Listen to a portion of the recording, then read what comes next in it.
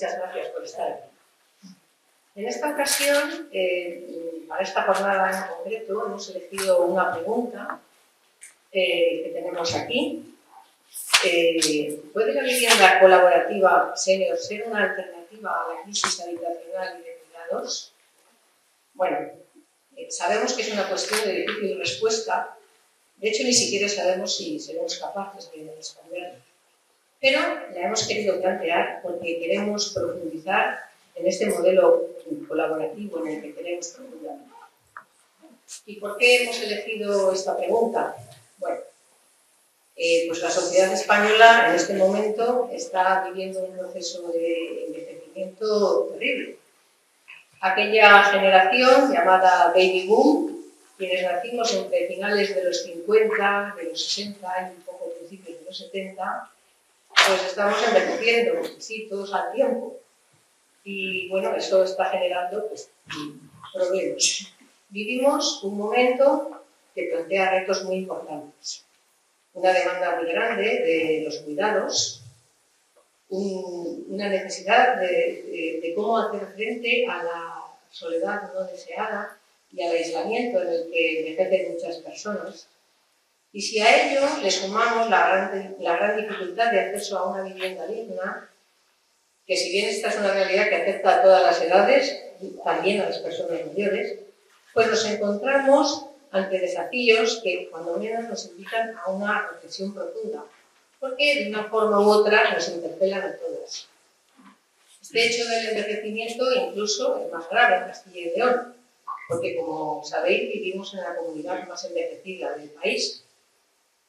Entonces, frente a estas situaciones, pues están surgiendo proyectos que se basan en modelos que quieren ser una alternativa y ponen el foco en la comunidad, en la autonomía de las personas, en el apoyo mutuo y en la participación activa tanto en el diseño como en la propia vida. Y en definitiva, pues esto es lo que proponen las viviendas colaborativas senior y es lo que propone también este proyecto. Con esta jornada, precisamente, pues hemos querido abrir un espacio pues, para conocer un poco los datos, para ocuparnos de ellos, saber cómo está el panorama nacional y también para conocer experiencias reales de proyectos que ya están en funcionamiento o con diversas fases de implantación. En definitiva, para compartir miradas sobre estos nuevos modelos. Y con este propósito estamos aquí. Hemos organizado la mañana en 3 momentos. En primer lugar, contaremos con un panel de expertas que nos ayudarán pues, a situar el contexto y a entender mejor el marco en el que se están desarrollando estos modelos. Y a continuación tendremos una mesa de experiencias donde podremos aterrizar todo esto en la realidad. Escucharemos también la experiencia directa de iniciativas que ya están en funcionamiento y mostraremos el proyecto de Tejiendo Vida, que es nuestro proyecto. Por último, pues también un espacio de diálogo donde podréis plantear vuestras preguntas a los participantes, porque si algo creemos importante es que no hayáis venido hasta aquí solamente para escuchar, sino que esto sea un espacio para conversar y para construir colectivamente. Y bueno, ya por terminar, pues me gustaría subrayar una idea que para nosotras es fundamental. Es que hablar de viviendas colaborativas no es solo hablar de edificios, ni mucho menos, es hablar de cómo queremos vivir, cómo queremos relacionarnos, cómo queremos cuidarnos y, en nuestro caso, cómo queremos envejecer juntos. Entonces, pues nada, ya sin más, os voy a dejar con el panel de expertos. Os dejo con Fermín, que presentará las ponentes y nos voy a dar la mesa. Buenos días a todas, a todos. Tengo el gusto de presentar a las expertas en estas cuestiones. Comenzaré primero presentando a Elena Borrán, que va a hablar sobre los 9 modelos residenciales dirigidos a personas mayores como el cohousing o viviendas colaborativas. Elena Borrán forma parte del equipo técnico de la Asociación Jubilares, terapeuta ocupacional experta en el modelo de atención integral centrada en la persona. Cuenta con 20 años de experiencia en el trabajo con personas mayores, sobre todo con personas con algún tipo de demencia, siendo la principal impulsora del cambio de modelo en el centro de día en el que trabaja. Ha participado en el reciente proyecto Comunidades de Cuidados, orientados a que las personas se puedan quedar en su casa y en su pueblo cuando son mayores, tanto en el ámbito de las comunidades rurales como de cohousing o viviendas colaborativas. Es además docente en el curso y máster para directores y directoras de Centros de Servicios Sociales de Infodem, Instituto de Formación y Empleo. Apasionada por colaborar en el cambio que se está produciendo en la atención a las personas mayores y en las maneras de enfocar la última etapa de la vida. Pues a continuación, más o menos media hora, le dejamos a Elena Morral. Bueno, muchas gracias. Bueno, pues muchas gracias por haber presentado a los jubilares a venir a esta jornada. Y bueno, pues voy a contar un poquito mi charla va a basarse en estas tres partes, ¿vale? Primero vamos a analizar un poquito las principales causas de la crisis actual de los cuidados. Luego vamos a hablar de las características principales de un cohousing senior, aunque creo que la mayoría las conocéis, para luego llegar a intentar analizar si puede ser el cohousing realmente una solución a la crisis de los cuidados, ¿vale? Bueno, antes de empezar sí que me gustaría que reflexionáramos un poquito sobre el término de vulnerabilidad, ¿no? Ser capaces de ser conscientes de que es algo humano, ¿no? Todos somos y todas somos vulnerables, en algún momento de la vida nos han tenido que ayudar o nos tendrán que ayudar en cualquier momento, ¿no? Entonces hay veces que no nos damos cuenta de eso. Y luego unido el término de la interdependencia, ¿no? Está como muy de moda ser muy independientes, pero realmente no somos independientes, nos necesitamos todas y todos los días para llevar unas vidas completas y dignas, teniendo dependencia o no. Entonces, yo creo que eso nos puede ayudar a ser conscientes de que nos tenemos que cuidar mutuamente, ¿vale? Bueno, era una pequeña reflexión antes de empezar a abordar la crisis de los cuidados, ¿no? Voy a empezar intentando analizar a ver quién está cuidando, ¿no? Bueno, pues en primer lugar, las familiares, ¿no? Pero digo en femenino porque solemos ser la mujer, la hija, la madre o la nuera, ¿vale? Aunque haya excepciones. ¿Qué pasa con esta función de cuidado que está como a nivel moral, es como que tuviéramos una obligación, ¿no? De cuidar de nuestros seres más cercanos. Y entonces hay muchísimas, miles, millones de mujeres y hombres que están cuidando a sus familiares, perdiendo su salud física, su salud mental, perdiendo poder adquisitivo porque mucha gente tiene que dejar de trabajar o reducirse la jornada para hacer esta tarea, muchas veces con insatisfacción vital por no poderse realizar a nivel personal. Se me oye muy... ¿Me pongo así un poquito más lejos? Es que ya me emociono, no me he creído, lo he puesto aquí. Vale, y decirme, ¿vale? Si se oye mal, avisar. Y bueno, pues cada vez además hay menos mujeres o menos familiares dispuestas a cuidar. ¿Por qué? Bueno, porque por muchas razones, ¿no? Que no nos podemos poner aquí a listar, pero el que la mayoría de las mujeres o todas las mujeres ya trabajemos fuera de casa, además somos menos, vamos a tender a que haya más personas a las que cuidar que personas cuidadoras, ¿vale? Entonces, ¿quién va a cuidar en el futuro cuando no haya suficientes familiares que quieran o puedan cuidar? Bueno, pues luego por otro lado tenemos a las cuidadoras profesionales, ¿no? Pueden ser las auxiliares de clínica o las personas que tienen el certificado profesional de atención a personas dependientes. La característica de este sector es la precariedad laboral.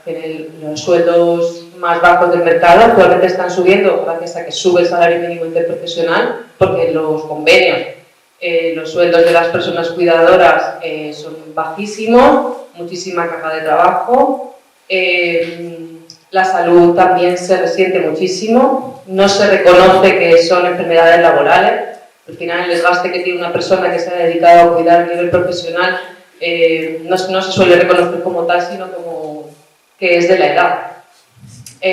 Bueno, todo esto, unido a la falta de valor a nivel social de las tareas de cuidados, hace que tampoco nadie se esfuerce en remunerarlas y en reconocerlas como se merecen, ¿no? Además, esto provoca que haya muy alta rotación en los puestos. Nadie quiere trabajar ahora mismo en una residencia, o casi nadie. Quien lo hace, bueno, pues aguantan, pero aguantan un mes, unas semanas, y eso influye directamente en la calidad de la atención que se da a las personas. Todo esto provoca que estemos al borde de la desprofesionalización, con lo que ha costado que sea necesario tener una formación para cuidar. Pues ahora no hay tantas personas dispuestas que están yendo a otros sectores con mejores condiciones laborales, como es lógico. Entonces estamos bastante cerca de abrir la puerta de una residencia y coger a la primera persona que pase por la puerta para que cuide.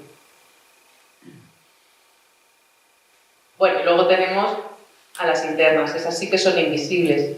En su mayoría migrantes, en unas condiciones muy malas, están sosteniendo gran parte de los cuidados de nuestro país actualmente. Muchas veces sin contrato, muchas veces sin vocación, porque lo que hacen es el trabajo que pueden, que se les permite. Entonces están sosteniendo otros hogares que no son el suyo, y bueno, pues todo eso hace que, bueno, que sea necesario visibilizar su situación, ¿vale? Bueno, después de esto me gustaría que nos preguntáramos si se puede llamar un sistema de cuidados a un modelo que cuida tampoco de quienes cuidan, ¿no? Bueno, yo creo que no. Otras razones, otras cosas que podemos analizar en cuanto a la crisis de cuidados actual. Está la mercantilización de los cuidados, ¿no? Actualmente, pues al final es una gran tarta el tema de los cuidados a nivel económico. Se están metiendo grandes empresas que en principio no era ese su objetivo. Empresas constructoras, empresas fondos buitres se están metiendo, y esto está haciendo, no está ayudando a que los cuidados sean mejor, porque no se cuida a las trabajadoras y tampoco importan mucho las personas a las que se cuidan. Está aumentando mucho las bajas psicológicas del personal, y además lo que tienen estas empresas es que tienen mucha hipocresía, ¿no? Como que hacen una publicidad de que las personas son lo primero y la atención centrada en la persona, y luego lo que están haciendo en los centros es machacar a las trabajadoras y, por ende, empeorar el servicio. Bueno, ahí lo dejo. El envejecimiento de la población, como ha comentado nuestra compañera, estamos ante el envejecimiento de la generación baby boom, y bueno, pues la realidad es que dentro de unos años pues puede haber un problema de haber quien cuida a las personas que tienen dependencia de esta generación, ¿vale? Además, esta generación baby boom tuvieron mucho menos hijos o hijas, y entonces ya no va a ser tan fácil esa cuidadora familiar. Bueno, por otro lado está el individualismo actual de nuestra sociedad, ¿no? Yo creo que es básico revertirlo, y igual volver a lo que pasaba antes, cuando tú conocías a tus vecinas de tu pueblo o de tu comunidad de vecinos, en los que se ayudaba de forma natural, se cocinaban unas a otras, se salía a charlar, se sabía cómo estaban las personas. Si en unas horas no veías a la persona, ya sabías que la podía estar pasando algo. Entonces, es como darnos cuenta de que este problema es de todos y de todas, y que cada uno no debería de solucionar su papel en su casa y los demás no importan, ¿no? Tendría que ser al revés. Bueno, además, Todo esto hace que el grave aumento de la soledad no deseada, que no solamente afecta a las personas mayores, que se han hecho muchos estudios en los que la soledad no deseada está afectando a gran parte de la población, incluso a los adolescentes. Pero bueno, en concreto en la vejez se sabe que viene asociada a un mayor deterioro, ¿no? Entonces, bueno, habrá que hacer algo para solucionarlo, ¿no?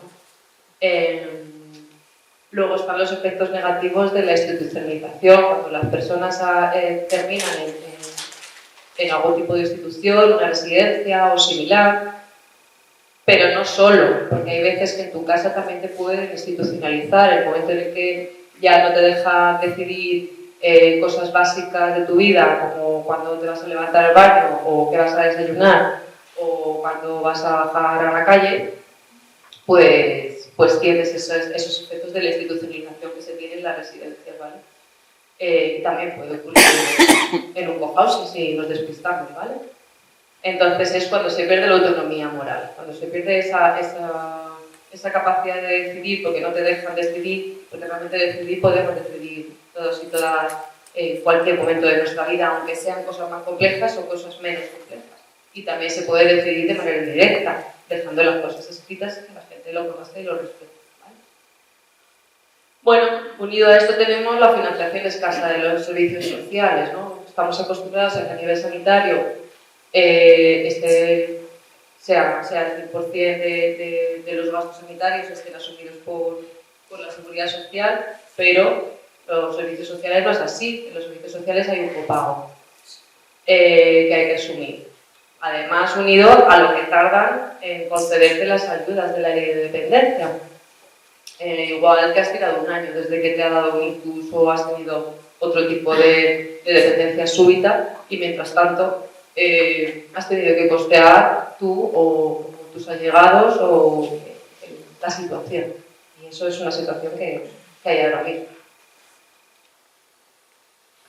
Bueno, todo esto unido a que las personas que se van haciendo mayores ahora mismo pues son menos conformistas. Yo, desde que empecé a trabajar con personas mayores en residencias hace muchos años ya, son personas totalmente diferentes. Las personas de hace unos años mayores que iban envejeciendo eran más sumisas, se quejaban menos, habían tenido otra vida. Y las personas que van envejeciendo ahora pues saben lo que quieren decidir y quieren no ser una carga y tener libertad y autonomía. Y eso va a implicar también una responsabilidad. Bueno, pues ¿qué hacemos con todo esto, no? Igual hay más cosas que me he saltado, pero para mí son las más importantes sobre la crisis de los cuidados. Bueno, pues la inteligencia colectiva yo creo que nos va a ayudar muchísimo y la democratización de los cuidados. Y ahora me pregunto, bueno, si puede ser una posible solución el cohousing senior o la vivienda colaborativa para personas mayores. Bueno, ahora voy a explicaros un poquito las principales características, pero bueno, sé que en la mayoría las conoceréis, ¿vale? Lo que tiene una vivienda cooperativa de cesión de uso, característica, la propiedad de la vivienda es de la cooperativa. Hay viviendas individuales y luego hay espacios comunes. Y los residentes, las personas residentes, lo que tienen es derecho de cesión de uso. Esa cesión de uso se paga con una inversión inicial que suele ser moderada, mucho más baja que lo que sería comprar una vivienda, y luego están las cuotas mensuales que son estables o que pueden disminuir en el tiempo, que sería como el alquiler, pero es la cuota de cesión de uso. Entre otras cosas, ayuda a frenar la especulación. Y entonces, por eso ya no solamente estamos hablando de la crisis de los cuidados, sino que también es un modelo en expansión, y ya no solo a nivel senior, sino a nivel intergeneracional, por el problema de la vivienda actualmente. Creo que es igual de las únicas soluciones que hay para blindar el precio del suelo y que no se gane dinero por un derecho básico. Se pueden hacer en suelo público o privado. Por suerte hay una tendencia bastante buena ahora, que hay algunos ayuntamientos que se están dando cuenta de los beneficios que tienen este tipo de viviendas colaborativas y están cediendo suelo, normalmente por 75 años. Pero bueno, también hay muchas iniciativas en suelo privado, que en este caso pues hay muy pocas a nivel urbano porque es mucho más caro. Entonces hay mucha gente que se ha tenido que ir a pueblos, siendo de ciudad, que a lo mejor quieren vivir en ciudad, pero bueno, se han conformado y se han ido a pueblos que a lo mejor no estaban muy lejos de una ciudad para poder acceder a este suelo. ¿Qué características tienen estas viviendas? Lo primero, que son autopromovidas. Además, están autogestionadas. Se diseñan de forma colaborativa. Tienen una gobernanza democrática. Además, debe ser sin ánimo de lucro, por supuesto, porque aquí se meten, las grandes empresas se meten a todo. Esto es un filón y ya hay grandes empresas metidas en cosas parecidas que se quieren, que son una imitación y que cuidado porque la gente cae. Sin ánimo de lucro, lo primero que las administraciones que ceden suelo no se deberían de olvidar de esta característica básica para ceder el suelo solamente a las cooperativas verdaderas, ¿no? Y lo que tiene es que tiene un equilibrio muy bueno entre la vida privada y comunitaria, ¿no? Tener siempre tu espacio privado y la oportunidad de una forma muy fácil de relacionarte con otras personas. El cohousing senior es una forma de vivienda pensada para personas a partir de 50 años que no es nueva, que viene desarrollándose desde los años 70 y 80 en el norte de Europa y en Estados Unidos, tiene muchísimo recorrido, y en España pues, lleva un poquito menos, pero es verdad que está en un momento de expansión, muchísima gente interesada, y porque realmente es una gran solución. Permite vivir, como digo ahí, ¿no?, la vejez de una forma autogestionada y participativa con todos los beneficios que tiene eso. Entonces, bueno, ahora ya voy a analizar por qué sí, spoiler, sí, creo que es una solución a la crisis de los cuidados, el cohousing senior, que tiene la gran participación, como sabéis la mayoría, que tiene el hecho de pertenecer a una cooperativa de cohousing. No paráis, reuniones, mucho trabajo, pero es que eso hace que este es un punto de prevención del deterioro físico, de todo el deterioro que viene asociado a cumplir años. Además, está demostrado de que la dependencia llega más tarde por este motivo a las personas que viven en un cohousing. Permite un envejecimiento activo de verdad, ¿no? ¿Por qué? Porque con gente es mucho más fácil permanecer activo, es fácil encontrarse, organizar actividades grupales de todo tipo, y eso hace que la vida sea mucho más rica. Además, tiene una característica, ¿no?, esa actitud solícita, esas ganas de ayudarnos unos a otros, ese compromiso, ¿no?, de que estamos aquí para colaborar. Eso consigue que tengamos una gran satisfacción vital, ¿no?, porque realmente no solo necesitamos comer, dormir y necesidades básicas, sino que tenemos otras necesidades humanas que nos hacen tener una vida mucho más plena. Además, en casos de dependencia, cuando la dependencia llegue, sabemos que el acompañamiento puro y duro supone del 50 al 60% del coste que pueden llevar los cuidados. Y tenemos la confianza de que este acompañamiento se va a dar de una forma natural, ¿no? Porque si yo te estaba acompañando hasta antes de ayer, porque juntas lo pasamos bien y hacemos cosas, participamos, hacemos actividades juntas, ¿por qué? Porque mañana me haya roto la pierna no puedo seguir haciéndolo, o a lo mejor no me acuerdo de todo súper bien, pero puedo seguir yendo al cine forum contigo, ¿no? Entonces, eso es uno de los grandes beneficios desde mi punto de vista. Además, va a haber un apoyo a la persona cuidadora, ¿no?, en el sentido de, en el caso de parejas o personas que viven juntas en la misma vivienda, normalmente el principal cuidador pues, suele ser el cónyuge, ¿no? Pareja, amigo íntimo, lo que sea. El vivir en una comunidad va a ayudar a que esa persona no esté sola, ¿no? Porque al final los cuidadores acaban hechos polvo a muchos niveles y si te apoyan a nivel emocional y además te descargan un poquito porque hay veces que te van a ayudar en alguna tarea de cuidado, pues eso hace que sea mucho mejor la función. Además es una garantía de autonomía personal. ¿Por qué? Porque la gente con la que vivo conoce mis preferencias.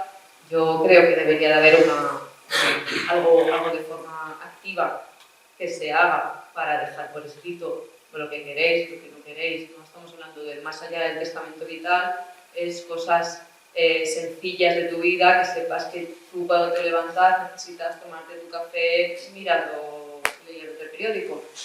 Y que eso es tu principio de vida, ¿no? El principio de tu día que te da sentido a la vida, ¿no? O que quieres seguir yendo a tu pueblo una vez cada 3 meses, bueno, pues, y muchas más cosas. Se puede hacer esa autonomía de forma indirecta cuando sí sucede el momento en el que tú no puedes tomar esa decisión o verbalizarlo, ¿vale? Además, si el grupo quiere, puede haber una ayuda económica para la dependencia, se puede hacer un fondo de dependencia en el que, pues se decida si todos los gastos de la dependencia de esa persona van a ir de ese fondo o solo el 50%, o si se paga más si es mayor la dependencia, menos si es menos. Todo está en vuestra mano, todo está en la decisión del grupo, pero sí que es algo que puede ser muy positivo. Además de la posibilidad de la organización colectiva de las ayudas públicas. Sabemos que hay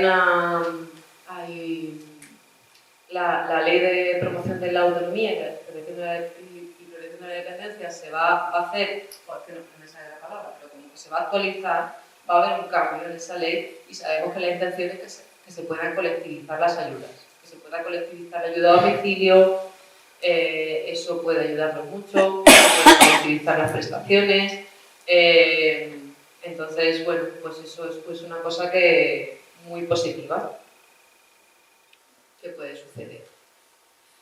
Además, está abierta a la comunidad más amplia, además, por lo que el cohousing va a enriquecer el entorno en el que esté a muchos niveles y además de que suele tener la intención medioambiental y de cuidar el entorno.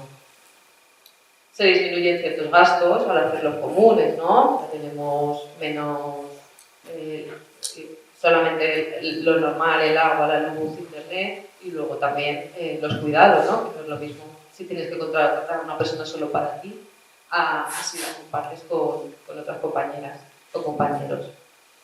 Además, en definitiva mejora la salud, vivir en un cohousing, entendida según la Organización Mundial de la Salud, no solo como la ausencia de enfermedades, sino como un bienestar físico, mental y social. Y previene la institucionalización, porque al vivir en una vivienda así no vas a necesitar ir a una residencia porque, como he dicho antes, vamos a estar atentos en que la institucionalización no entre en nuestro cohousing. Otros beneficios pueden ser ese intercambio de experiencia y saberes entre las personas integrantes, ¿no? Las ganas de compartir, yo sé pintar, pues os puedo enseñar, o yo sé hacer queso, vamos a hacer queso, ¿no? Todo eso va a enriquecer la vida, ayuda a la autodeterminación de las personas y a la autorrealización.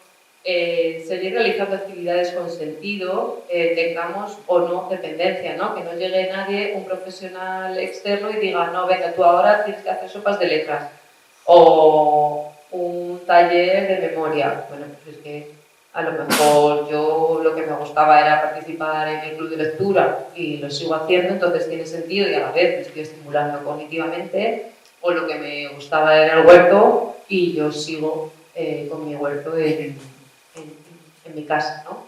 Y todo eso son las actividades que van a mantener las capacidades, pero además con un sentido para la persona. Además parten de valores y de necesidades compartidos, ¿no? Nos solemos juntar con personas que sienten, que piensan un poquito parecido o mucho, y eso es muy beneficioso. Además, bueno, crean entornos intergeneracionales porque al final son nuestras casas, van a venir nuestros hijos, nuestros nietas, etcétera, y bueno, pues sabemos los beneficios de las relaciones intergeneracionales.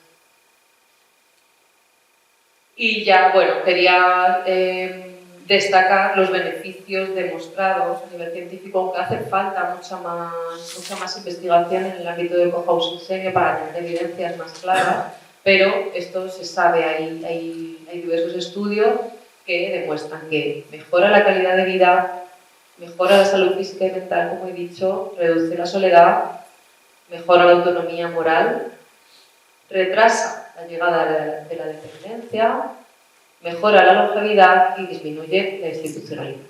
¿Vale? Esto no son creencias, sino beneficios demostrados. Y bueno, pues ya para terminar, bueno, pues eso, lo que os he dicho al principio, que para mí sí que es una solución, no es la única, por supuesto, el cohousing no es para todo el mundo por muchas razones, hay que tener muchas ganas de participar y de currar, y luego también hay razones económicas que pueden hacer que no todo el mundo pueda acceder. Entonces, bueno, pues hay otras iniciativas como la colaboración público-comunitaria, es decir, que la gente tome un poquito las riendas, ¿no? de su vida y de sus cuidados, no esperar solamente a que te lo vengan a hacer todo, porque eso no va a suceder. Fomentar el asociacionismo, mejorar la calidad de las residencias actuales, que bueno, yo creo que es un camino que se ha abierto y que se está mejorando, aunque sea muy difícil y lento. Y por supuesto más ayudas públicas para poder permanecer en tu entorno, que es hacia lo que va todas las políticas en este sentido, ¿no? Intentar que las personas permanezcan en el entorno que han elegido. Entonces para eso hace falta ayuda. Así que en definitiva hay que tomar la iniciativa, organizarse y remangarse porque no queda otra. Así que nada, muchas gracias y espero que... Damaris es actualmente directora de Planificación Estratégica en la Asociación Provivienda y cuenta con una amplia experiencia en la gestión de organizaciones sin ánimo de lucro y en iniciativas de impacto social. Ha ocupado puestos de responsabilidad y ejecutivos en diversas organizaciones donde ha dirigido programas estratégicos centrados en el acceso a la vivienda, el desarrollo comunitario y el apoyo a las poblaciones vulnerables.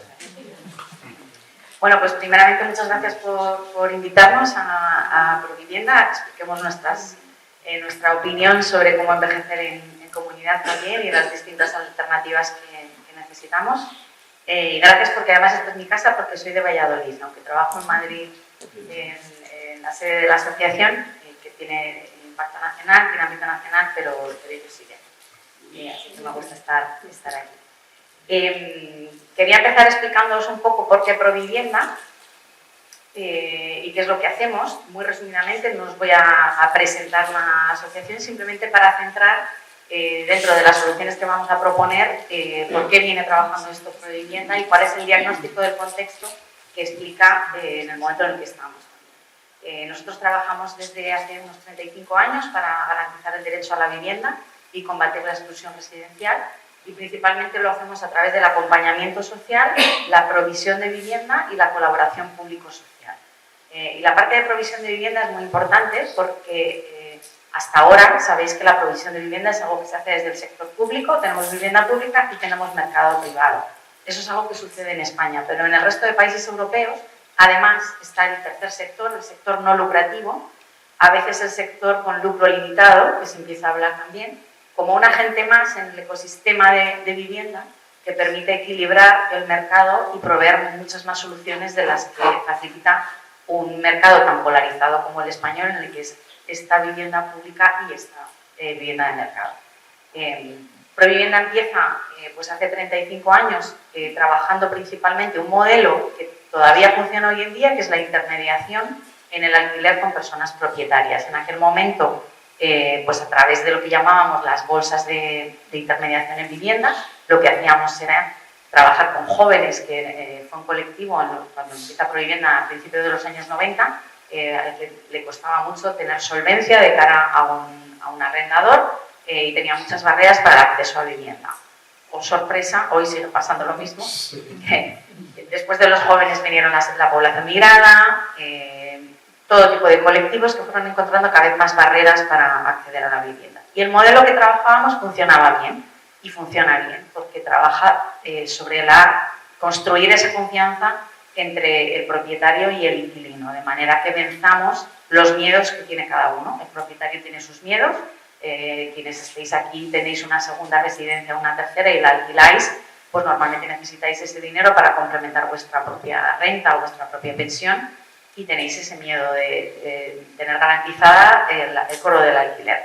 Y eso es un miedo legítimo que hay que trabajarlo.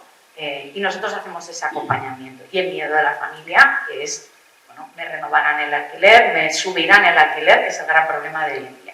Claro, cuando llegamos a la población más adulta y envejecida, este problema se agrava.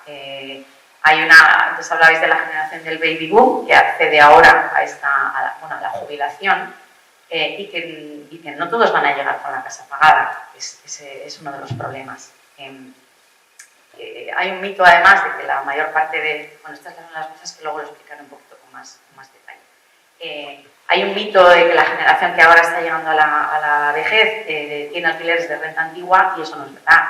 El 75% de las personas que viven en alquiler, que son mayores de 65 años, pagan un alquiler de precio de mercado y, por tanto, está sometida a los vaivenes que tenemos ahora mismo en el mercado, que no son pocos. Sabéis que estamos en un momento especulativo terrible, que además crece muy rápidamente y en el que ahora mismo 4 de cada 10 familias realizan un sobreesfuerzo para pagar la vivienda que directamente los somete a situación de pobreza. Voy a dar algunas de esas cifras vinculadas con la población a partir de 65 años porque creo que son relevantes. Porque volviendo a la pregunta de si el modelo de cohousing senior es una alternativa para la crisis de cuidados y la crisis residencial, claro que lo es. La cuestión es cuántas soluciones vamos a ser capaces de poner en marcha, y ahora necesitamos todas en la crisis residencial que tenemos, para garantizar que las personas llegan a esa edad pudiendo haber elegido realmente lo que más les conviene. Hasta ahora estábamos en un modelo en el que la solución obligada es la residencia, y eso no es así. De hecho, ahora os enseñaré unos datos sobre la percepción de las personas que viven en residencias sobre qué habrían elegido, y para nada es una vida en una residencia. Para muchas quizá no había alternativa porque tenía que ver con los cuidados necesarios y porque estaban en situación de dependencia, pero hay más de un 11% de personas viviendo en residencias que no tienen ningún problema de dependencia y por tanto podrían haber elegido otra solución, pero probablemente el problema es o no tienen una red de apoyo que pueda hacerse cargo, pues simplemente no han podido pagar la vivienda llegadas a determinada edad porque hemos sufrido un incremento de alquileres, sobre todo en los últimos 10 años, que para quien no tuviera casa en propiedad era inasumible. Bueno, las dos soluciones que plantea Provivienda como tercer sector, que luego os contaré algún programa más de los que desarrollamos, creemos que son una de las soluciones al diagnóstico que os voy a contar después, que es la bolsa de intermediación que os decía antes, y el modelo de asociación proveedora de vivienda, que os lo explicaré también después con más detalle, que es lo que veis aquí, que se llama Lumbra, que es la primera Housing Association. Esto es una asociación proveedora de vivienda a nivel estatal y que opera, como os decía antes, como un agente del tercer sector sin ánimo de lucro que interviene en el mercado de vivienda promoviendo o gestionando vivienda con precios asequibles, vivienda asequible de verdad y garantizando la accesibilidad, porque en España realmente no tenemos un problema de cantidad de viviendas, tenemos un problema de acceso, de quién accede a la vivienda que existe y quién va a acceder a la vivienda que se va a construir, porque sabéis que cada vez se pide más construcción. Bueno, opinamos además que el problema de vivienda no es un problema sectorial, no es un tema de las personas mayores, sino que es el punto final de una trayectoria de exclusión residencial que se ha acumulado a lo largo de toda la vida. Lo que pasa es que cuando llegamos a viejos, pues se visibiliza con mucha crudeza. ¿Y qué diagnóstico tenemos? Bueno, en el general tenemos 5,5 millones de hogares que viven en situación de exclusión residencial. Eso es una cifra muy alta, estamos hablando de hogares, no de personas. Esto está basado en informes que hacemos, algunos se basan en la encuesta de condiciones de vida del INE y otros son informes propios que realizamos desde Provivienda. La población joven inmigrante sufre con especial intensidad esta precariedad habitacional porque tiene muchas más barreras de acceso. Contamos con un parque de vivienda social muy reducido y muy por debajo de la media europea. Tenemos el 3,3% de parque social frente a un 15% que es la media europea. El precio de la vivienda ha subido un 30% en 4 años, no así ni los salarios ni las pensiones. Y 4 de cada 10 familias inquilinas de las que viven de alquiler destinan más del 30% de sus ingresos al alquiler. Cuando destinas más del 30% de los ingresos al alquiler y a eso le sumas los costes energéticos que también han ido en ascenso, pues las necesidades de pago del resto de cuestiones se van a ver afectadas. Los cuidados que necesito, y las medicinas que necesito, y los espacios de ocio que necesito, y el transporte que necesito, todo se va a ver afectado porque la vivienda se lleva el gran porcentaje de mis ingresos. Casi una de cada 4 personas mayores vive en exclusión residencial. Y esto es un dato que nos debería preocupar porque ha aumentado desde el 16%, que era ese dato en 2018, al 22,7% que estamos en 2023. Además, dentro de las personas sin hogar, que son mayores de 65 años, han pasado del 2,8% al 5,5%. Esta es la situación más extrema de exclusión residencial, pero es muy grave, porque las personas sin hogar han envejecido, siguen estando en situación de sinhogarismo y con una edad que requeriría pues otro tipo de cuidados que no se pueden proporcionar en la calle. Y el régimen de tenencia explica casi toda esa pobreza. Según las encuestas sobre tenencia de vivienda, el 19,6% de propietarios estarían en exclusión residencial, o sea, siendo propietarios, pero asciende al 53% cuando se vive de alquiler. De manera que es el alquiler ahora mismo y los precios del alquiler lo que es un determinante de pobreza para la mayor parte de las personas mayores que viven de inquilinos. Y esto que os decía antes, rompamos el mito de la renta antigua, porque el 76% de los mayores que viven de alquiler no tienen un contrato antiguo, sino que son hogares que se han constituido después y que están sometidos a estos precios de mercado. Y este factor crítico pues, es la asequibilidad. Las personas mayores en alquiler se quedan con recursos insuficientes tras pagar la vivienda. En las encuestas del 2021 al 2023, el grupo de personas mayores de 65 es el que más ha sido afectado por la asequibilidad de toda la población. Como veis, es una cifra muy grande, de manera que una persona mayor que no heredó una propiedad o que no la tiene pagada está prácticamente fuera del sistema. Y vemos, además, detectamos que la vejez se está dividiendo en dos, porque el 20% más pobre solo ha aumentado un 8% en sus ingresos en los últimos años, ascenso de pensiones, etc. Y dentro del 20% más ricos ha sido el 21%. Hay una variación de ingresos muy diferenciada y esto no ocurre en otros grupos de edad. ¿Por qué fracasa el modelo institucional? Antes lo comentaba Elena, dentro de los modelos de cohousing y dentro del trabajo que hemos hecho por la desinstitucionalización, que yo creo que es interesante la apuesta que ha habido además a nivel estatal. Ambas organizaciones participamos en los últimos años en unos proyectos financiados con fondos Next Generation que querían dotar de evidencias para la generación de una estrategia estatal de desinstitucionalización. Se llamó al principio, pero finalmente yo creo que muy adecuadamente acabó llamándose para la transformación del modelo de cuidados, que yo creo que es probablemente más integral, pero que pretendía precisamente trabajar desde el por qué ha fracasado el modelo institucional, que no ha sido capaz de dar las respuestas adecuadas a las necesidades de la población y qué debemos hacer para revertir esto. Y con alguna conclusión, además, como por qué estamos tardando tanto en que la dependencia, la cobertura de las situaciones de dependencia lleguen a quienes la necesitan. Hay situaciones de dependencia que se podrían haber atajado con un buen modelo de cuidados que hubiera permitido que la persona permaneciese en su hogar y viviendo en la comunidad. Y por el retraso de esas ayudas que no permitieron que la red de apoyo pudiera suplirlo, han provocado pues, situaciones de institucionalización que no hubieran sido necesarias, con el sobrecoste además que eso supone, porque el sistema institucional de cuidados, me refiero a que se provee desde instituciones que no tienen un modelo de atención tan centrado en la persona como deberían tener, ese modelo es muy caro, además. Me ha gustado que Elena ha mencionado el hecho de que la institucionalización no la limitemos solo al edificio. Podemos tener comportamientos institucionalizadores también incluso dentro del hogar, a veces por sobrecarga de los cuidadores y bueno, por múltiples razones. Cuando preguntamos a las personas mayores qué quieren, y esto fue una encuesta que se realizó en varios países europeos, que provocó también la estrategia europea para transformar el modelo de cuidados, por supuesto el 88% prefiere recibir cuidados en su propio domicilio.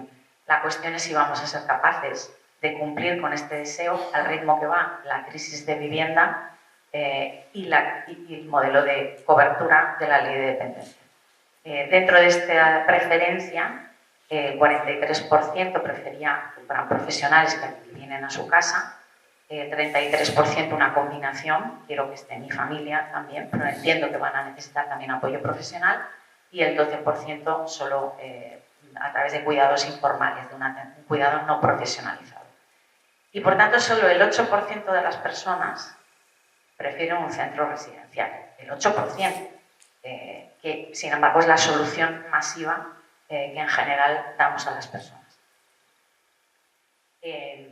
Bueno, estos serían datos que tampoco me voy a entretener mucho, excepto en uno, porque lo ha mencionado también antes Elena y me parece relevante. Veis que la mayor parte de las personas mayores en centros colectivos son residencias, con una media de plazas de 96. Esto es verdad que ha tendido a reducirse después de la pandemia, pero bueno, todavía operan muchas residencias que son demasiado grandes para que realmente ahí se pueda proporcionar un modelo pues más centrado en la necesidad individual de cada persona y que se puedan generar grupos de convivencia adecuados para que no se provoque soledad, que ahora veremos algún dato. Pero el 72% de las residencias son de titularidad privada. De ellas el 47% son con ánimo de lucro. De manera que el cuidado de las personas mayores hoy podemos decir que es mayoritariamente un negocio y ahí tenemos que tener mucho cuidado también. Bueno, os decía antes que la institucionalización no es una decisión y que ese 11,8% de personas no tienen ninguna discapacidad y por tanto podrían vivir de manera autónoma con apoyos en sus hogares. Luego, la respuesta que estamos dando obedece a un fallo del sistema de vivienda. No estamos siendo capaces de tener viviendas asequibles y accesibles, adecuadas para este rango de edad y para el tipo de cuidados que necesitamos en la vejez. La residencia, os decía antes, que no combate la soledad y aquí tenemos un problema muy serio. La soledad no deseada es otra pandemia ahora mismo que acrecienta la crisis de la vejez. El 70% de las personas que están en residencias, según una encuesta concreta que se hizo en 5 residencias, manifestaba tener soledad en general. El 44% pues una soledad social y el 46% soledad emocional. Y esto viene no porque no tengan compañía física, porque están rodeados de otras personas en la misma situación, sino porque esa compañía no es la que resuelve la soledad. Lo que resuelve la soledad pues son los vínculos significativos y el poder recuperar esa autonomía. Cuando preguntáis a las personas, en una residencia no se pueden tomar decisiones ni sobre horarios ni sobre un montón de cuestiones. Eso es lo que implica la institucionalización y eso genera mucha soledad. Porque hay una autonomía que se ha perdido por condiciones físicas o biológicas, pero hay otra que se ha perdido simplemente porque es mucho más cómodo para un centro colectivo pues tener una serie de pautas y de normas y tener un modelo asistencial muy protocolarizado que no tiene en cuenta las necesidades individuales. Bueno, hay un marco normativo que debería ampararnos para avanzar en un modelo de cuidados diferente, y quiero insistir de nuevo en la estrategia estatal para el nuevo modelo de cuidados, pero vamos muy lentos, lo estamos haciendo muy despacio y hay muchas personas ya que no han podido elegir el modelo que querían. ¿Y qué significa para Provivienda envejecer en comunidad? Pues es una combinación de tener una vivienda adecuada y accesible de poder mantener esos cuidados en mi hogar y tenerlos garantizados y que se me proporcionen en el nivel que yo necesito, y tener una red y una comunidad en el barrio. Y esto ahora mismo, que es una teoría pues muy básica, no está garantizado. En el mercado residencial actual, el principal problema es el tema de vivienda. Hay personas propietarias que no pueden mantener su vivienda y eso se ha convertido en un problema, y hay personas que viven de alquiler y que no pueden pagar ahora mismo el coste que supone la vivienda. Habréis visto a menudo además en prensa personas mayores que son desahuciadas de sus viviendas y que no tienen dónde ir porque no hay un modelo, no hay un sistema que recoja, no hay un colchón que recoja a estas personas. Y aquí es donde querría incidir a ver si en el papel del tercer sector. Nuestra apuesta desde Provivienda es que, entrando, como os decía antes, como tercer sector en un mercado que hasta ahora solo estaba el sector público cada vez más menguado y el sector privado, que tiene parte de la culpa de la crisis que actualmente vivimos, creemos que el tercer sector puede entrar de la mano, además, de la necesidad de las personas a las que acompañamos.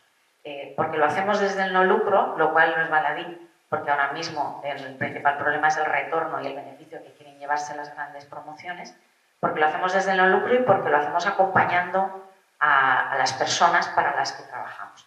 Provivienda, además de este modelo de intermediación en vivienda, que os puedo explicar detalles si necesitáis, y del modelo Lumbra en provisión, que es muy nuevo y que ahora también os puedo contar con más detalle, desarrolla programas en los que vamos haciendo esta detección y que trabajamos con muchos municipios en colaboración público-privada.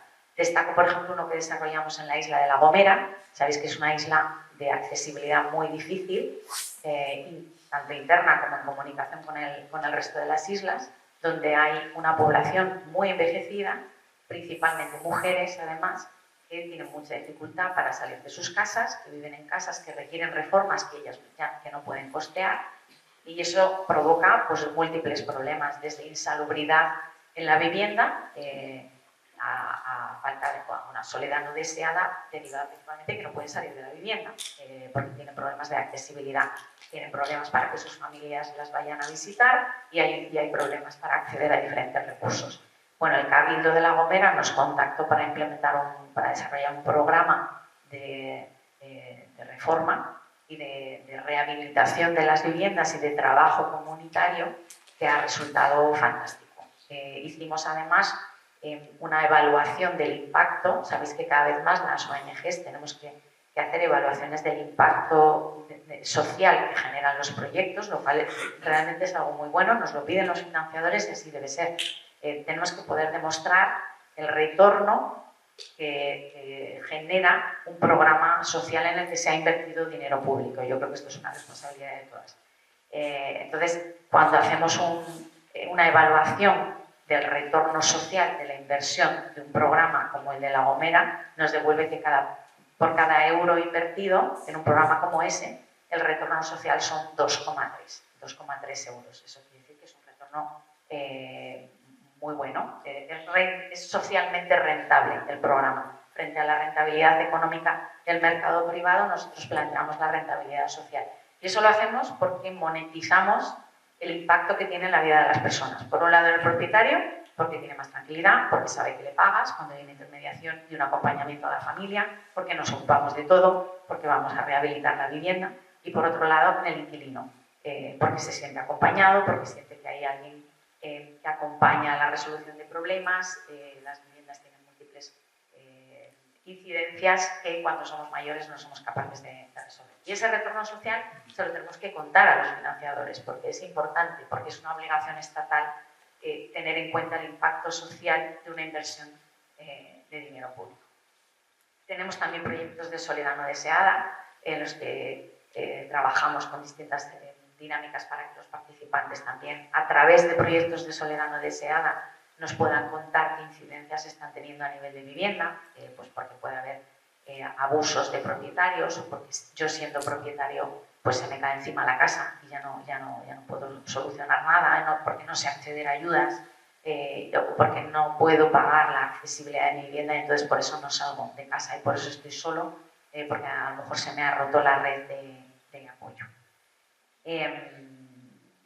Yo creo que el mensaje también un poco a dar es dentro de las soluciones y dentro del ecosistema de soluciones de vivienda en los distintos tramos de edad. Ahora mismo la necesidad es urgente de poner en marcha todas. El cohousing senior es maravilloso, como bien decía Elena, no es para todas, requiere unos desembolsos económicos, el modelo de cooperativas, que no es fácil para todas, pero cada vez más el modelo de cooperativas, y ahora con la nueva ley estatal, van a tener un impulso. También están facilitando la entrada de población que no pueda hacer esos desembolsos iniciales y que puedan tener ayudas estatales precisamente para hacer ese desembolso inicial, porque no es accesible para todas. Hay población muy vulnerable que siempre se queda fuera.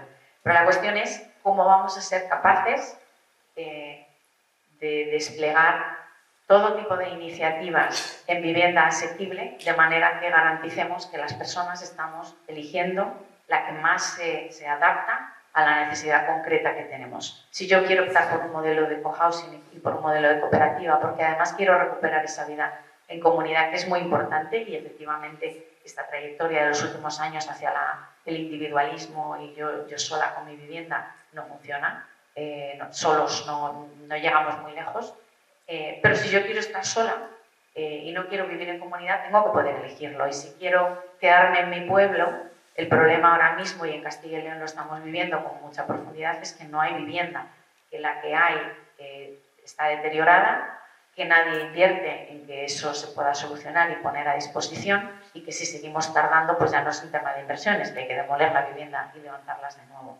Entonces, insisto, necesitamos múltiples soluciones. Quien nos diga que la crisis de vivienda, yo tengo la fórmula para la crisis de vivienda, os está mintiendo. Ahora hace falta de todo, hace falta construir, hace falta mucha política pública, porque lo que se construya tiene que ser asequible y accesible para más personas de las que estamos pensando ahora. En el momento en que estamos, en que la crisis de asequibilidad afecta cada vez más a las clases medias, y por tanto hay una alerta general para solucionar el problema de cualquier persona ahora mismo de escala salarial, pues las personas más vulnerables y los que cobran una pensión bajita, de nuevo son los que se van a quedar atrás. Entonces necesitamos soluciones para todas, y eso implica políticas públicas que garanticen la asequibilidad. El mercado es muy eficiente gestionando recursos, pero no es eficiente gestionando derechos. De manera que ahí tienen que entrar políticas públicas que favorezcan pues esos modelos autogestionados, modelos en que el tercer sector sea un agente profesional y que proporciona soluciones sostenibles, y modelos en los que se puedan facilitar pues, las ayudas para el pago de alquileres en el mercado privado.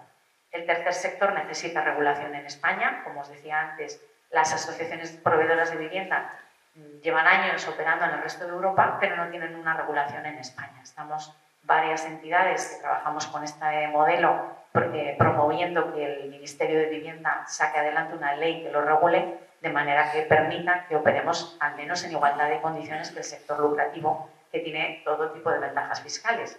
Si nosotros como Provivienda queremos promover vivienda o comprarla para poner a disposición de personas más vulnerables, tenemos un régimen fiscal que nos perjudica en relación a las SOCIMIs que habréis escuchado, o los grandes fondos de inversión, que tienen muchas más, tienen rebajas fiscales. Para nosotros es un esfuerzo económico, aún así lo hacemos. Provivienda actualmente tiene unas 110 viviendas en propiedad. Tenemos un programa muy bonito en Canarias en el que las alquilamos a 5 euros el metro cuadrado para personas que cumplen los requisitos de demandante de vivienda pública. Es política pública porque es un programa que ha financiado el Ministerio de Vivienda, y creemos que hacia eso es hacia donde hay que avanzar. Necesitamos una oferta de soluciones variada y suficiente para toda la necesidad y todas las opciones. Y yo creo que Así que todo seguido, como el paso doble. Bienvenidas a las personas que van a formar parte de esta mesa. Sobre todo ahora yo quiero resaltar que pasamos del terreno teórico al terreno de las experiencias. Lo que se va a hablar aquí va a ser desde la experiencia personal de las distintas personas que están. Tendríamos que ir presentándonos poquito a poco, pero para no aburrirnos, yo destacaría sobre todo que todos nuestros compañeros van a compartir sus experiencias partiendo de lo que han vivido, que les caracteriza a todos el que han intentado ser protagonistas de su vida y que quieren seguir siendo protagonistas hasta el final. Empezamos por Manana, creo, ¿no? Vale. Sí, es que todo el mundo me llama Manana. Bueno, ¿cómo te llamas? Pues es María Fernanda, pero entre nosotros, Manana. Entre todo el mundo, no solo nosotros. Ella viene de convivir, lleva en el mundo del cohousing desde el año 2002 y prefiero que sea ella la que cuente todo lo demás. Bueno, es madrileña, aunque tiene antecedentes universales y ha sido informática y lo sigue siendo, claro. Manana, adelante. Gracias.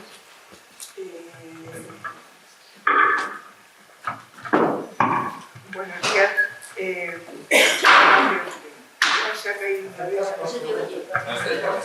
Muchas gracias a Teniendo Vida y a todos vosotros, que sois un encanto, por habernos invitado para compartir un poco la experiencia que tengo de cohousing, que es muy amplia. O sea, no puedo decir que de las más amplias, pero vamos, yo creo que hay dos cohousing que tengan más años de experiencia que nosotros.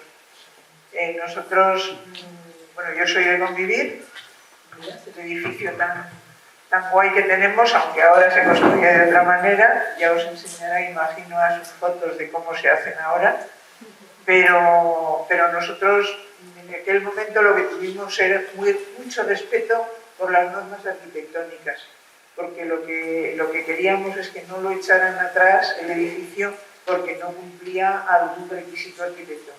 Y cuando tuviéramos sillas de ruedas nos echaran de ahí. Yo os voy a hablar un poco de mi experiencia.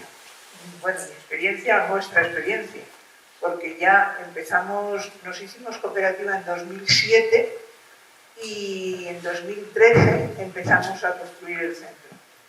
Y nos fuimos a vivir en 2015. El 1 de julio de 2015 entramos en el centro a vivir. Entonces yo os voy a contar un poco cómo ha sido toda la experiencia. El primer punto que quiero contaros es cómo lo que hemos aprendido es que la vivienda, que estuvimos muy pendientes en el diseño de todas las especificaciones, de tener los centros, de los apartamentos, etcétera, etcétera, pues luego vimos que lo que de verdad cambiaba mucho era cuando empezábamos a vivir allí, es cuando aquello tenía un poco de sentido. Sí que no tiene ninguna... Lo de llevar aquí el micrófono tiene una interpretación. Luego, pasado el tiempo, nosotros cuando entramos a vivir en Convivir, teníamos una media de edad de 70 años. Y en este momento tenemos una media de edad de 82. Ha habido gente que ha fallecido, no necesariamente los mayores, y luego también gente que se ha ido, ¿no? Entonces, para nosotros la dependencia marcó un cambio muy importante en el diseño o en la forma de vivir en Convivir. Os voy a contar también cómo hicimos o cómo lo fuimos resolviendo, lo que nosotros entendemos que aporta el cohousing senior, y luego ya un poco la conclusión final. No quiero hablar en plan teórico, porque yo creo que ahora, cuando nosotros empezamos, no había mucha teorización del tema. Es cierto que los profesionales del sector social sabían mucho, pero nosotros, los que estábamos haciendo el cohousing, no teníamos tanto interés en aprender como tenéis vosotros ahora. Y lo digo vosotros específicamente, pero casi todos los cohousing que he conocido desde la Unión de Cohousing tienen mucho interés en hablar de diseño arquitectónico, en hablar de gobernanza, en hablar de cuidados. Nosotros en aquel momento no. Entonces, nuestra imaginación estaba como muy idealizada, teníamos muy poco conocimiento teórico, con lo cual yo ahora lo que os hablo es de la experiencia, o sea, de lo que nos ha pasado, partiendo de aquel modelo ideal que nosotros teníamos y que estaba poco teorizado, ¿no? Lo fundamental, es decir, ¿funciona el cohousing? Pues la vivienda colaborativa más que el cohousing, las comunidades, la vivienda colaborativa funciona cuando funciona la comunidad colaborativa. Cuando hay un grupo humano cohesionado, luchando o por lo menos contribuyendo todo lo que puede a conseguir unos fines comunes, eso funciona. Para mí eso es la comunidad organizada. Cuando eso se desagrega, cuando eso deja de tener esos intereses comunes, algo se resiente y empieza a haber problemas, ¿no? Otro tema es que se habla mucho de si es barato o no es barato. Ahora, por ejemplo, es más barato porque es cierto que hay muchos ayuntamientos que están cediendo parcelas o cediendo edificios, con lo cual se abarata el coste mucho. No es barato, lo que ocurre es que sí es eficaz, o sea, sí contribuye a las cosas o a los principios que nosotros cuando nos unimos pensábamos. Nosotros queríamos ser como sujetos de nuestra propia vida, queríamos tener capacidad de decidir lo que íbamos a hacer, queríamos tener capacidad de ser cuidados como nosotros queríamos ser cuidados. Entonces, el cohousing en ese sentido sí funciona y sí es eficaz. Pero, os repito, para nosotros lo importante es mientras la comunidad responde, o sea, mientras el grupo funciona. Bueno, vais a ver fotos, cuando hay fotos de personas, yo también quería mostrar un poco que ha habido un deterioro, ¿no? Hemos envejecido, nos hemos hecho mayores. Entonces en las fotos se ve. Esta foto es muy del principio de cuando estábamos allí. Hay una persona en silla de ruedas, que estábamos todos como flores. Hace 11 años de esto, ¿no? Entonces, estando ahí viviendo, de repente nos dimos cuenta cómo empezó a entrar la dependencia cuando no la esperábamos. Nosotros no sabíamos, ¿no? Entonces de repente lo único que percibíamos es que había una persona y dices, oye, esta está absolutamente despistada, es que me la he encontrado por el pasillo y es que no sabía ni dónde iba, esto qué le pasa, pero por qué y tal. Teníamos un director en aquel momento, nosotros en el centro, como es un centro muy grande, siempre tuvimos un director profesional. Entonces yo recuerdo que le comenté, encontraba a Lourdes que estábamos perdida en el pasillo. Y entonces me dijo, vamos a ver, Manana, es que tiene deterioro cognitivo. Digo, ¿de qué me estás hablando? Fue una sorpresa, porque en el día a día, comiendo con ella, estando en un taller, eso no lo percibes. Lo percibes en momentos muy puntuales. El profesional sí lo percibe. Entonces, dijimos, ¿no? O sea, ha llegado la dependencia, no sabemos cómo ha sido, y a ver qué es lo que vamos a hacer o cómo lo vamos a resolver. Nosotros teníamos, ahora digo que eran listas de deseos, porque eran cosas que para nosotros era lo que había que hacer, era una especie de guión, de protocolo de lo que había que hacer, y resulta que aquello no tenía nada que ver con la realidad y con la necesidad, ¿no? Eso es lo que de alguna manera te empuja. Nosotros teníamos la fantasía de que nos íbamos a cuidar unos a otros. Cuando tienes 20 años, puedes, o 40, o incluso 50, tú puedes pasar perfectamente toda la noche en un hospital sujetando la mano a un amigo y al día siguiente funcionar. Cuando tienes 70 ya no es tan fácil. Tú puedes ayudar a una persona a entrar en la ducha, pero cuando tienes que limpiarle un pañal, pues la verdad es como que no. Entonces, cosas que habíamos fantaseado que íbamos a hacer, nos dimos cuenta que no eran realistas, que no las íbamos a hacer. que nosotros no podíamos exigir ni pedir a nadie que cuidara a ese nivel a personas.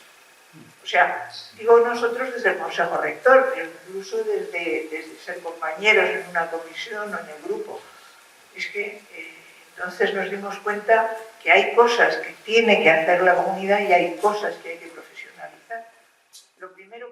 El cambio de una dictadura a una democracia, y hay un hecho fundamental que nos ha marcado toda nuestra vida, que es que las mujeres hemos accedido a la cultura y hemos accedido al trabajo fuera de la casa, porque dentro siempre lo tuvimos, de una forma masiva, y se han resentido toda la sociedad.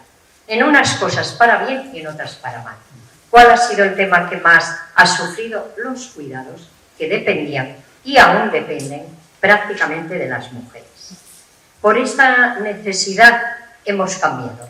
Decir que nosotras en los años 80, las mujeres que en ese momento accedimos a trabajos y tuvimos pocos hijos, 1 o 2 y a veces de casualidad, pues nos enfrentamos ya a otro tipo de educación. Y ya en los años 80, el grupo nuestro, la pandilla que decíamos entonces, tuvimos la idea de irnos a vivir juntas para el tema educativo. He tú aquí que años más tarde, estudiando el fenómeno cohousing, que entonces no lo conocíamos, resulta que el movimiento cohousing nace en el norte de Europa de esta necesidad, justamente, de la crianza. Bueno, pues aquellas criadoras envejecieron y vieron que al final de sus días era pues el mismo problema, su vejez. Quiere decir que estamos en una crisis sistémica, en una crisis de vida. Por eso el cohousing, una batalla que yo aprendí pues de toda la gente que nos precedió, pasamos los 3 primeros años viajando y estudiando, ¿no?, qué era este fenómeno, pues aprendimos que el cohousing era necesario, que no es otra cosa que recuperar la tribu, que recuperar la comunidad, que recuperar el pueblo, el barrio que teníamos hace muy poco. Había que recuperar esos valores, eso sí, manteniendo esa privacidad que también nos había dado sus beneficios. Y de ahí esta idea nuestra del cohousing intergeneracional. ¿Por qué cohousing con apellidos? Cohousing, comunidad. ¿Por qué el cohousing senior? Bueno, pues porque somos un montón.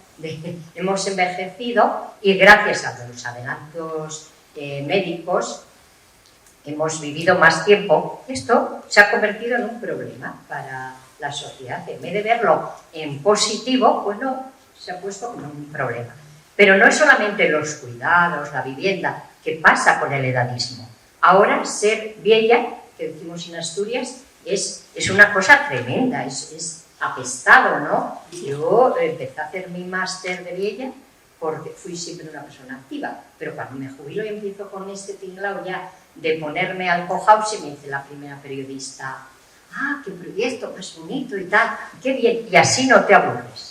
Pero perdón, me conoces de algo. ¿Tú sabes si me he aburrido ahora? Pues porque como soy vieja, los viejos, como todo el mundo sabe, las viejas, hacemos las cosas para no aburrirnos. Bueno, a partir de ahí el máster continúa hasta el día de hoy y lo que estamos viviendo hay que tomarlo con mucho humor. Yo quería hacer un podcast del viejo, porque además, y de la vieja, porque además la vejez es otro concepto que tenemos nosotras mismas, un concepto totalmente capitalista.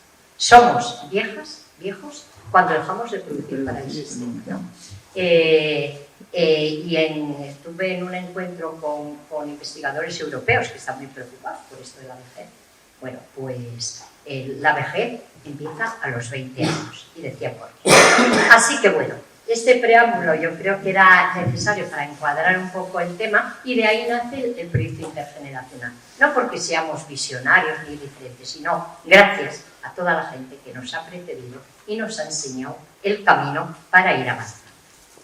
Y así nace cohousing. Y ahora que aparece esto, como aquel, os conocéis, aquel escritor que decía lo de mi libro, bueno, pues ¿qué hemos hecho? Cuando empezamos a estudiar resulta que nadie escribe sus cosas en primera persona, nos lo cuentan.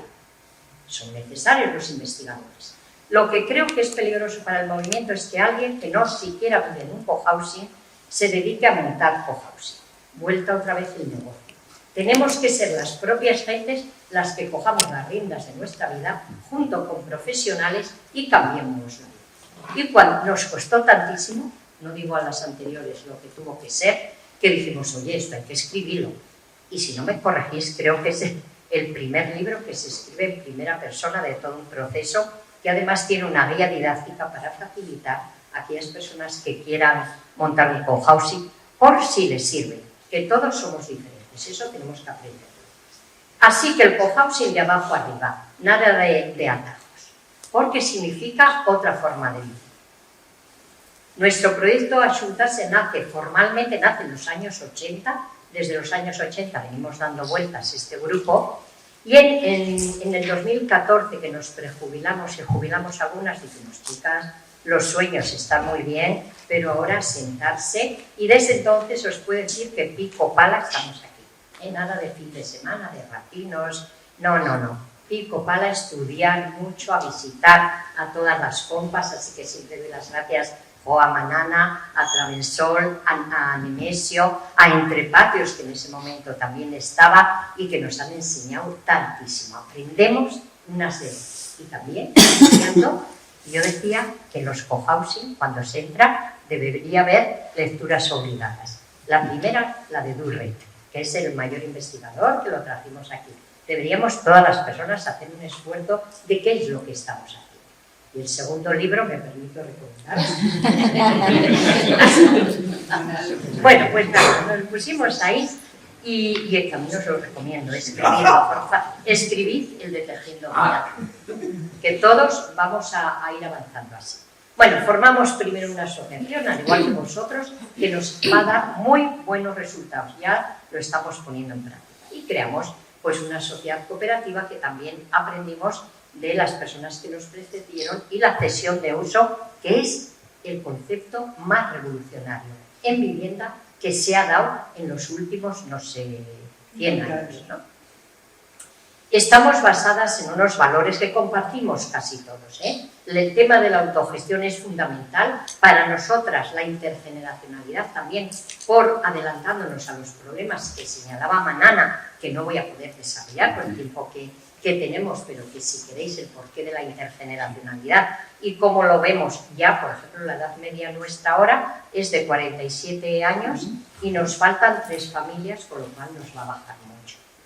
El tema de la sostenibilidad, los cocuidados, solidaridad, la equidad, que ha sido fundamental para nosotros, habría que explicar en cada caso, y abierto a la comunidad.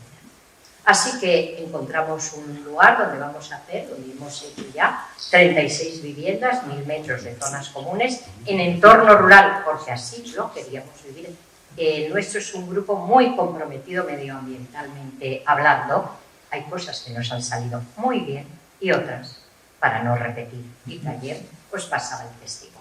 En un lugar cerquita de Oviedo, Gijón y Avilés, en la zona central de Asturias, que os invitamos desde ya a una zona muy bonita con vistas a picos de Europa, y para diseñarlo lo hicimos en unos talleres donde tanto el equipo de arquitectos que acabaron haciendo un coworking para trabajar ellos mismos, como nosotras aprendimos un montón de cosas. Este era el Prau que decimos allí, una ladera que al principio nos asustó, porque era, madre mía, qué puesto está esto, ¿cómo vamos a construir? Bueno, ha quedado una cosa accesible y preciosa en plena naturaleza. Y aquí la primera actuación que hicimos fue reforestar la zona, ya tenemos muchos pajarinos y bueno, este compromiso, ¿veis cómo todo lo hacíamos intergeneracional? Y es precioso, la mejor manera de esa lucha contra el edadismo es conocerse y es vivir las generaciones juntas. Eso es lo que aprendimos en este campo. Los materiales, a pesar de la guerra de Ucrania y de la subida de intereses, los hemos mantenido, hemos sacrificado mucho ornamental, pero tanto la madera como la ecotermoarcilla la hemos mantenido con cosas que salieron muy bien y otras menos bien. Y lo que hicimos fue lo siguiente: a distintas necesidades, distintas viviendas. La vivienda se ha convertido en un bien para especular fundamental. Pues no, la vivienda es un derecho fundamental, así lo dice la Constitución, y deberíamos tener viviendas que necesitamos. Es un horror donde vivimos. digo nuestra generación, viviendas grandes que nos sobran, ocupando planeta, acabando con lo poco que hay y encima haciendo cohousing y construyendo. ¿Y qué hacemos con nuestras viviendas? Para las herencias.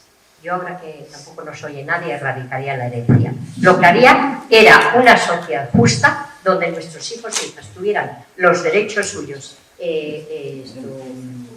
servidos, pero donde no tuviéramos que hacer vivienda para Porcia, que muchas de ellas, esas segundas viviendas, acaban después perdiéndose porque los hijos se han ido a Honolulu y les importa un bledo los pisos de sus padres.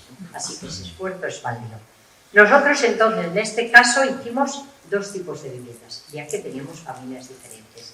Cada vez que personalicemos más caro es. Unas de 2 habitaciones, baño, cocina, es decir, completitas para esa vida privativa que a veces necesitamos, y las otras de 3. Una de 52 metros y otras de 75 metros. ¿Y sabéis cuánto cuestan? Todas igual. Eso provocó el abandono de muchísima gente, y de mucha gente mayor y muy progresista, porque decía, ¿cómo yo voy a pagar una casa de 52 igual que una de 75? Pues mirad, la sostenibilidad para nosotros no es una palabra, hay que dotarla de contenido. Y uno de los aspectos era que estas familias que vienen ahora a las casas de 3 habitaciones, sus hijos e hijas cuando crezcan y se vayan, pues pasarían a una de 2, haciendo el conjunto sostenible para albergar a futuras familias. Por ejemplo, un detalle, ¿no? Y este es como ha quedado aquí está la planta baja, que es, como un claustro. Este es el corazón del edificio y alrededor van las casas, todas orientación sur y todas con las mismas vistas. ¿Cómo nos organizamos un poco? Bueno, ayer hablamos con Tejiendo Vida, pues unos tienen sociocracia, nosotros tenemos otros asamblearismo puro y nosotros la ley de cooperativas porque estuvimos haciendo experimentos con otras realidades que a nosotros no nos vinieron bien. Así que hay una asamblea que hacemos asamblea todos los meses o a veces más, un consejo rector que lleva a cabo día a día todo lo que hace y lo que es la joya de la corona, que son los grupos de trabajo que van cambiando según va evolucionando la propia dinámica, ¿no?, de la cooperativa. Y esto es la verdadera riqueza. Y ayer hablábamos, oye, ¿y es obligado participar en los grupos? Hombre, es de puro compromiso. La palabra obligatorio no nos gusta eso de horizontalidad, aquí no hay jerarquías, aquí mandamos todos. Eso nos gusta, la parte de mandar. La parte de asumir y de compromiso ya menos. Así que en los cohousing se entra a hacer otro tipo de vida que lo hacemos nosotros, que no nos la hagan. Luego sí, es el compromiso el que nos lleva a participar cada uno. La financiación daría para otro tema. Deciros que la financiación partimos de la igualdad, ahí la tenéis a la izquierda, y pronto descubrimos que igual que no éramos iguales ni en conocimientos, ni en tiempo, ni en generosidad, tampoco en dinero. Luego había gente que tenía dinero y tenían piso, y otras gentes que no les había dado tiempo, sobre todo en nuestro caso, que además era intergeneracional. Si no queríamos un monocultivo de personas, teníamos que hacer un esfuerzo, y era, en este caso, lo que hicimos las personas mayores, que teníamos un piso casa, la vendimos para poner todo el patrimonio, llegamos a la perfección de no tener nada, y por tanto, para no tener que llevarnos para el más allá nada, pusimos todo el dinero y eso nos propició que Fiare Alcaética nos diese una hipoteca, porque Fiare es ético, pero es banca. Así que también mira, aseguraos sus dineros. El esfuerzo que hicimos fue muy grande, pero así llegamos con la equidad. Hoy, para entrar en nuestro proyecto, los jóvenes entran con 10.000 euros y tienen la hipoteca concedida y se lo damos como cooperativa, gracias tanto a la venta que hicimos de nuestras casas como a préstamos que fuimos haciendo cuando era necesario, los que podíamos. Es muy interesante, tenemos una muy mala relación con el dinero, que nos va a llevar a trabajarlo el resto de nuestra vida, porque somos más capitalistas que rato. ¿Os acordáis de aquí? Vosotros sí, porque eras estudiante. Bueno, así que las situaciones económicas hicimos una financiación a la carta. os lo explicaré si es de vuestro interés algún día, porque esto nos llevaría un tiempo. Los cuidados han formado parte desde el momento cero. ¿Cómo?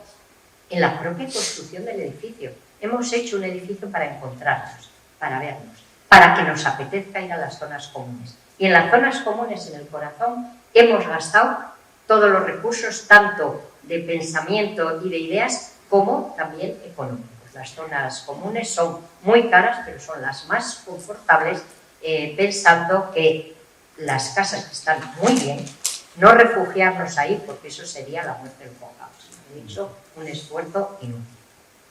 En todo esto nos han acompañado un montón de profesionales que hemos sido elegidos nosotros, porque profesionales del cohousing en España no hay, porque profesional significa una gran experiencia, haber creado cohousing y haber vivido.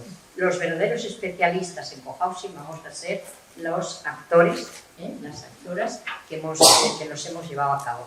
Y ahora necesitamos profesionales, abogada, economista, arquitectos, un equipo de periodistas. A veces dicen, es que a Xunta se os conocen, nos conocen porque tenemos un equipo de periodistas fantástico, formadores de grupo fundamentales, tenemos gestoría, protección de datos y ahora la empresa consultora.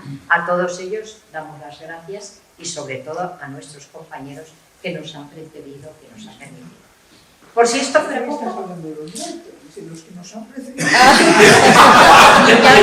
Ya soy precursora de los siguientes. Pero... No, igual que las feministas, me digáis que no damos gracias a todas nuestras ancestras, las actuales y las que pasaron, gracias a ellas también. Pues gracias a los cohousing que empezasteis hace 15 años, 20, estamos aquí los demás y ahora tejiendo vida, pues lo hará mucho mejor que lo hicimos nosotros. Por si esto fuera poco, otro tema fundamental que creamos fue una comunidad energética. Si queremos ser libres de otro gran sector en una necesidad básica como es la energía, pues toma ya la comunidad energética. Y además hicimos una experiencia con el mecenazgo, que como está aquí Manana con la Unión, también lo llevaremos allí. Tenemos que tener fórmulas de financiación. Y el mecenazgo comunitario que ensayamos en Axuntase nos dejó gratamente sorprendidos. Lo paramos por la gran afluencia de dinero que nos llevó. Luego explicaríamos por qué el plazo era mucho menor que una hipoteca. Pero esto tendríamos que recurrir a ese pequeño dinero que tenemos en el banco, meterlo en proyectos sociales. En Europa se están haciendo y aquí lo haremos en Europa. No lo sé, porque eso ya lo hace FIARE. Bueno, es diferente a FIARE, os lo diré. Aquí compartimos con vosotros la primera piedra, que fue el primer árbol, un guiño también medioambiental. Plantamos el techo, el típico árbol asturiano, y aquí la fiesta recibimos ese día. Hay que celebrar, compañeros, hay que celebrar, y compañeras, mucho todo lo que hagamos, porque el camino es difícil y necesitamos también mantener siempre el espíritu, la ilusión, las ganas de trabajar en la vida para hablar de ese envejecimiento saludable que empieza a los 20 años. Y para hacer algo que todos nos decían, supongo que a vosotros más, de que era imposible o no. Nuestro reto es hacer lo imposible posible. ¿Cómo? Pues creando un grupo de personas unidas, un grupo participativo empoderado y gestionar muy bien algo con el que vamos a tener que convivir cada día, que son las crisis y los abandonos constantes. En este grupo que ahora estamos tan unidos, aquí y en el nuestro y en los anteriores, está marchando gente continuamente por muchos motivos. Aquí se ha dicho, el cohousing no es para todos, ni para todas las edades. Estamos en todas las redes, ahora estamos con TikTok también comenzando, y nada, daros muchísimas gracias por esto. Aquí os presento a Baja Mulas. Baja Mulas es de la Asociación Tejiendo Vida y de la Cooperativa Tejiendo Vidas. Es de Valladolid, ha vivido en Palencia, donde ha estado como docente de las clases agrarias. Es un erudito de las ciencias del suelo, los residuos y todas esas cosas. No. De su vida social y participativa, pues ya fue Boy Scout, entonces tendría contar. Formó parte del grupo Semilla de Tejiendo Vida. Forma parte, ya os he dicho, de nuestra cooperativa. Está en el grupo de promoción de reconstrucción y cuenta las cositas. Estamos llenos de esperanza y recogiendo todo lo que han hecho nuestros antecesores vivos. Aquellos que nos precedieron en el camino de la fe. Por fortuna, ¿se me oye? Sí. ¿No? No. A ver. No es que las apagadas.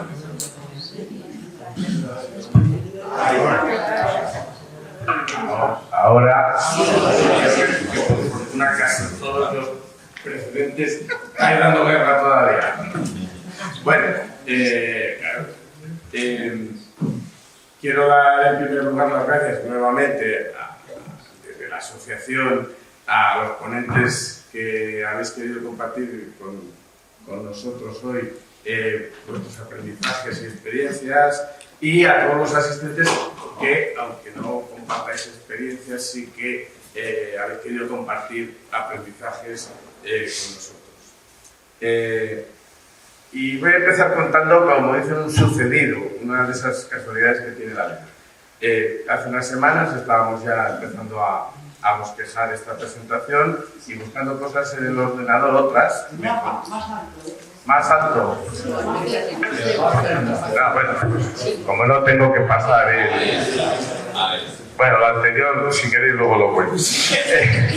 Y una casualidad que me encontré buscando otra cosa, una canción es de un cantautor chileno, se llama Nano Ester, que por su título se llama Teje que te teje, y el estribillo que va repitiendo teje que te teje que teje, teje que te teje que teje sin parar, la utilicé como ambientación musical en una presentación de Tejiendo Vida que hicimos. Pues no vamos a contar los años, pero si no recuerdo mal fue la primera de esta serie que hoy alcanza la 9ª edición, así que podéis aplicar vosotros las cosas. Como me la encontré, la volví a oír, y ahí hay una estrofa que habla de la conocida canción de los elefantes que se balancea en la tela de una araña, y al ver que la cosa resiste, pues van a llamar a otro. Y enlazando las dos cosas, la canción y el recuerdo de aquellos primeros momentos de aquella presentación, llegué a la conclusión rápida de que el crecimiento de nuestro proyecto ha sido como la canción. En cada momento, el grupo que se balanceaba, que iba riéndose, que iba reflexionando, que iba tomando decisiones, que iba viviendo, en definitiva, pues como veía que funcionaba, pues iba a llamar a algún elefante más compañero de proyecto.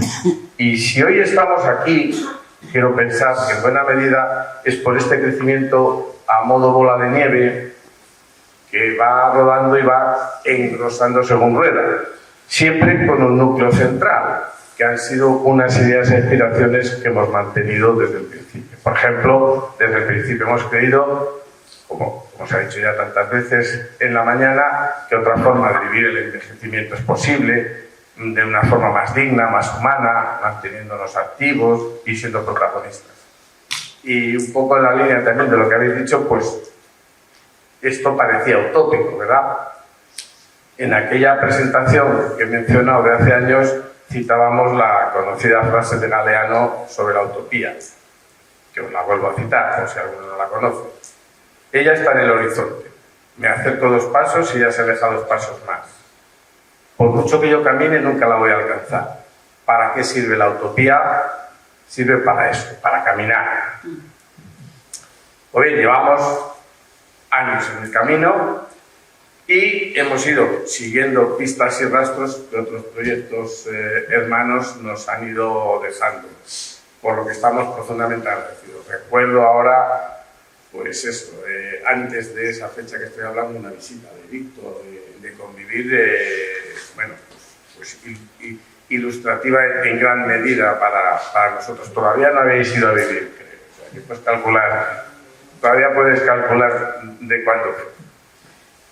Pues bien, caminamos siguiendo estas pistas. De alguna manera, como dijo una vez el gran Amancio Prada, caminamos sobre huellas. Él hablaba del mundo del arte, la cultura, pero en otros muchos ámbitos también podemos decir que caminamos sobre senderos que otros ya han recorrido. Ahora bien, sabemos que pequeños detalles nos cambian el trayecto o el destino, igual que con los mismos ingredientes y con la misma receta, frecuentemente el uso resultante no se parece. Nosotros, aunque compartimos muchas ideas y muchas visiones con otros proyectos, pues tenemos nuestros detalles y nuestras manías, y es nuestro proyecto. Y en realidad hay que decir que nos sentimos orgullosos y satisfechos en gran medida por lo desarrollado hasta ahora. Frente al yo no sé y al yo no puedo, tan habituales en nuestra sociedad, este grupo, gracias a la inteligencia colectiva y a la voluntad colaborativa, pues va consiguiendo los retos que va afrontando y esperamos continuar así. Es cierto, todavía no tenemos el edificio, pero ya no está en un horizonte tan lejano. Y lo que sí estamos construyendo es una comunidad. Eso sí llevamos haciéndolo unos años. Una comunidad en la que vamos haciendo realidad nuestra voluntad de envejecimiento activo, saludable y solidario. O sea, que parece que al final nuestra pretensión no era tan tonta. Bueno, habíamos preparado aquí, entre varios compañeros y yo, pues una presentación, una narración, sin apoyo visual en nuestro caso, pero muchas de las cosas que tenemos aquí escritas se parecen mucho a cosas que ya habéis dicho y encima sin la riqueza de estar viviéndolo ya. Entonces voy a ir pasando y destacar solo alguna cosa. Este texto, pues le podemos compartir los que somos de la asociación sin problema, pero incluso para los demás, pues lo podemos colgar, ya veremos en el blog o donde sea, para que todo el mundo podáis tener acceso a ello y que, en el caso, si alguien tiene alguna curiosidad, pues planteamos alguna pregunta, pero prefiero que ahorrar repeticiones pues, sobre lo que nos ha dicho Elena al principio, que han dicho ellas, y sí que quería contar una cosa que no tengo escrita, pero que salió ayer en el pequeño encuentro que tuvimos, el lío entre asociación y cooperativa. Eso no lo tengo escrito, así que vean qué tal me sale. Fundamos la asociación en el 16. Hemos celebrado los 10 años ahora, a principio de año. Cuando llegó el momento de fundar la cooperativa, no quisimos dejar la asociación. Primero porque no todo el mundo que formaba parte y forma parte de la asociación ha pasado a la cooperativa. Unos por el momento vital en que se encuentran, otros pues, por muchas circunstancias que no vamos a detallar. Y el objetivo de la asociación se mantiene, es promover no solo el cohousing, sino la vida un poco comunitaria, con un envejecimiento activo y participativo. Y eso, como se ha comentado a lo largo de la mañana, puede tener otros modelos, pero es que es una parte de nuestra comunidad a la que no queremos renunciar, que parte de las ventajas pues no tendrá las de vivir en la puerta de al lado y recibir, por lo tanto, las visitas frecuentes de todos los compañeros que vivamos ahí en la Corrala, pero sí que puede compartir otras experiencias. Y me gustó ayer, cuando comentaba María Asun, cómo ellos han revivido la asociación que habían dejado bastante aparcada, porque las asociaciones tienen una dimensión social distinta a las cooperativas y se complementan de una forma bastante interesante. Entonces, ahora mismo en la cooperativa estamos 44 miembros, pero la asociación creo que pasamos de 60. Es verdad que la asociación tiene más entradas y salidas que la cooperativa, pero cuando veáis esto, pues hay veces que hablo de la cooperativa, hay veces que figura la asociación, porque somos parte del mismo proyecto.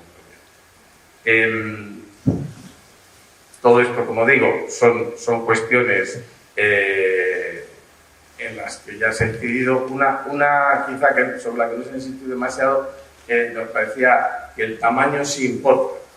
Y hemos diseñado unos apartamentos, eso sí, nosotros hemos elegido todos iguales, aunque sean para personas individuales o para parejas, pues pensando que las parejas, por suerte o por desgracia, en algún momento pueden llegar a ser apartamentos para individuos solos, y que el tema de tener dos tamaños podía complicar la gestión. Tiempo dirá si hemos aceptado o no hemos aceptado. Pero que un tamaño, bueno, más o menos como tantos otros que hemos mencionado, que es ajustado, si queréis, entre comillas, comparado con las viviendas que normalmente tenemos cada uno hasta ahora, pero el espacio que perdemos de nuestra casa, ese espacio que pasa a ser comunitario y facilitar, por tanto, esta vida que estamos queriendo hacer.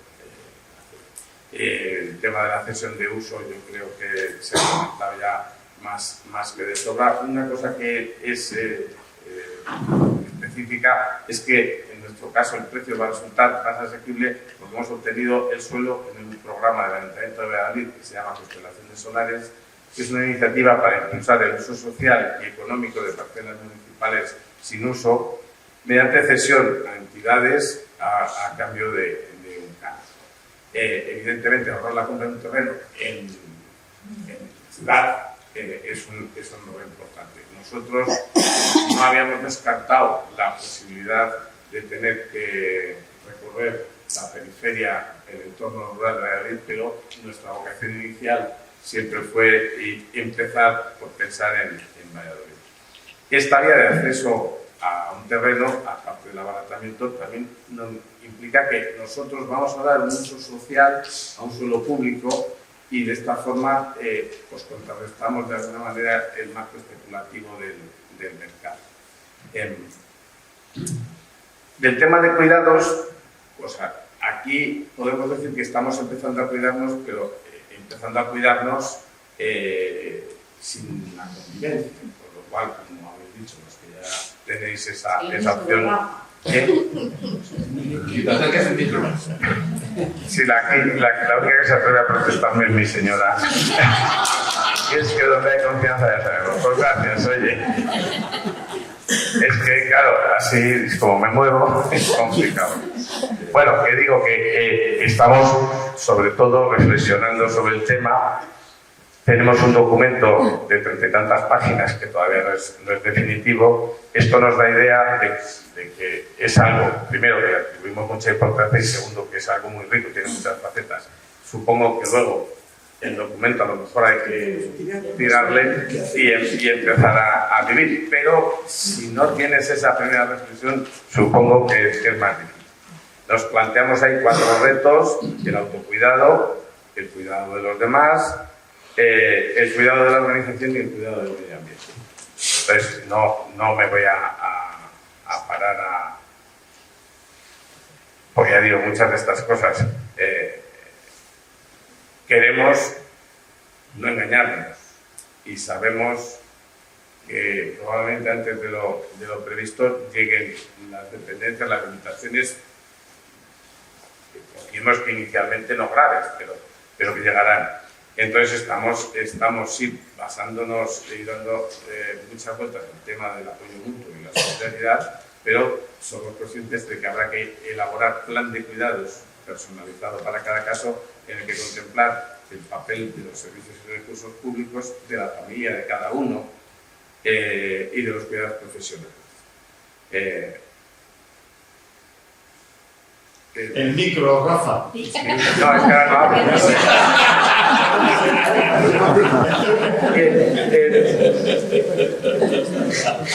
Termino ya. Ante la disyuntiva en que nos encontramos tantas veces en la sociedad, en mi casa no puedo, porque no reúne condiciones, porque mi situación económica me impide sufragar la atención que necesito, o no durante todo el tiempo que la necesite. Pero la otra pata de la disyuntiva, pero fuera de mi casa no quiero. La alternativa de las residencias, ya sea de la institucionalización, si queremos llamarlo así, que es la opción habitual, resulta poco atractiva, aparte de poco barata. Ante esa disyuntiva decimos, nuestras viviendas colaborativas como otras, sí suponen una mejor alternativa y creemos que darán una respuesta integral a las diferentes situaciones presumibles. Nosotras estamos convencidas de esto y por eso es la opción que hemos elegido para nuestra vida a partir de ahora. Quería leer, para acabar, un párrafo de un reciente boletín de la plataforma Goteo de micromecenazgo, porque me parece y nos pareció a los que lo vieron interesante. A menudo pensamos que el futuro es algo que simplemente sucede, un destino al que llegamos por inercia. Sin embargo, la verdadera transformación social nos enseña que el futuro es, en realidad, una práctica diaria que requiere de cimientos sólidos. No basta con desear un mundo más justo, necesitamos los lugares donde encontrarnos, las herramientas para entendernos y la memoria para no olvidar de dónde venimos. Construir comunidad es un ejercicio de arquitectura social donde cada ladrillo es un gesto de solidaridad. Cada ladrillo, cada ecotermacilla.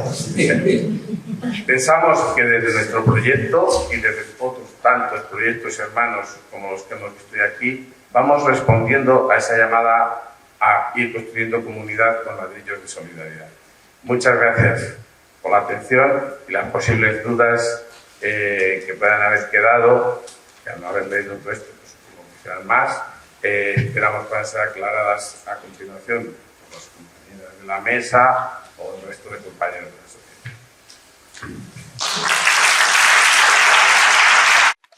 Hemos conocido, pues, a través de los expertos, de las expertas, datos, tendencias, marcos, que nos han ayudado a entender mejor, pues, la dimensión real del reto al que nos enfrentamos. Y después, también a través de las experiencias, pues hemos comprobado que no hablamos solo de teoría, sino de realidades que ya están en marcha. Proyectos diversos, con recorridos distintos, pero siempre con unos elementos comunes muy claros. La apuesta por la comunidad, por la autonomía, por el apoyo mutuo y por una forma distinta de entender los cuidados. Y finalmente, pues hemos tenido también este pequeño espacio de diálogo en el que hemos podido, pues, contrastar alguna idea, habéis podido plantear las dudas, lo cual, pues, ha constituido una enriquecedora reflexión colectiva que sin duda era uno de los objetivos principales de este encuentro. Si volvemos a la pregunta que nos ha convocado, si la vivienda colaborativa senior puede ser una alternativa a la crisis habitacional y de cuidados, bueno, pues como intuíamos al principio, no tenemos una única respuesta ni una respuesta definitiva. Pero yo creo que sí que podemos afirmar que hemos avanzado en algo importante. Entender que existen otros caminos posibles, que hay muchas iniciativas valientes en marcha y que merece la pena seguir explorándolas. Y bueno, y antes de cerrar, por supuesto, queremos agradecer. Entonces agradecemos muchísimo, especialmente a las ponentes, que nos habéis compartido un montón de datos y vuestro conocimiento, a la mesa de experiencias, que ha sido una delicia escuchar las experiencias reales, cómo se van desarrollando, qué problemas vais encontrando. Y bueno, también a nuestro equipo, el que ha preparado con mucho cariño este encuentro, sobre todo al equipo técnico que nos ha permitido escucharnos, no es poco. Entonces, bueno, y muy especialmente, pues, a las personas que os habéis acercado, que habéis compartido con nosotros este rato, por vuestra escucha activa, por vuestra participación, porque sin vosotras, pues, este espacio no habría sido posible, sencillamente. Ojalá este encuentro nos inspire y nos ayude a tejer nuevas conexiones y a seguir construyendo paso a paso, pues, este modelo colaborativo en el que todos creemos y al cual aspiramos. Muchas gracias y hasta pronto.